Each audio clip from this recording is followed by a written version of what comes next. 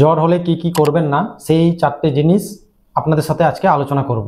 প্রথমত, জ্বর এলে আপনারা চাদর মুড়ি দিয়ে বসে থাকবেন না। এতে হচ্ছে হিট রেডিয়েশনটা কম হয়, যার কারণে জ্বর কমতে অনেকটা দেরি হয়। জ্বর এলে কিন্তু আপনারা জল বেশি করে খাবেন।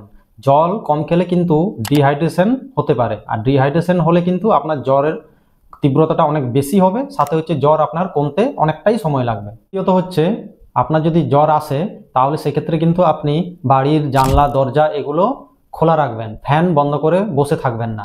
তাতে কিন্তু আপনার জ্বর কমতে অনেক দেরি হবে, কারণ বাইরের তাপমাত্রা যদি আপনার বাড়িতে আসে তাহলে তাপমাত্রা সামঞ্জস্য বজায় থাকবে, যার কারণে আপনার শরীরের তাপমাত্রাটা অনেকটা নিয়ন্ত্রণ হবে। চতুর্থ হচ্ছে, আপনার শরীরকে বিশ্রাম দিন, পর্যাপ্ত পরিমাণে শরীরকে রেস্ট দেবেন।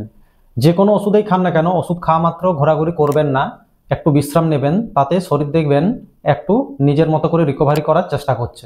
এরপর আপনাদেরকে যেসব হোমিওপ্যাথি ওষুধের কথা বলবো, জ্বরের ক্ষেত্রে আপনারা সেটা ব্যবহার করতে পারেন এবং বাড়িতে রাখতে পারেন, কিন্তু ওষুধগুলো সবগুলো ব্যবহার করবেন লক্ষণ ভিত্তিক অনুযায়ী। প্রথম যে ওষুধটির কথা বলবো সেটা হচ্ছে অ্যাকোনাইট নেফেলাস।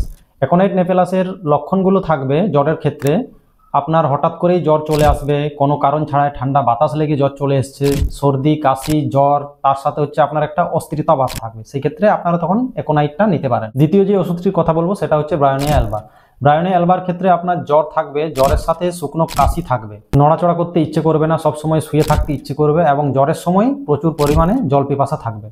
তৃতীয় যে ওষুধটির কথা বলবো সেটা হচ্ছে বেলেডোনা। বেলেডোনার ক্ষেত্রে আপনার হাই গ্রেড ফিভার থাকবে, প্রচুর জ্বর থাকবে, জ্বরের সাথে মাথা ব্যথা থাকবে, চোখ মুখ লাল হয়ে থাকবে এবং আপনার জল পিপাসা কিন্তু জ্বরের সময় থাকবে না। আশা করি এই ভিডিওটি আপনাদের ভালো লেগে থাকবে এবং আপনাদের উপকারে লাগবে।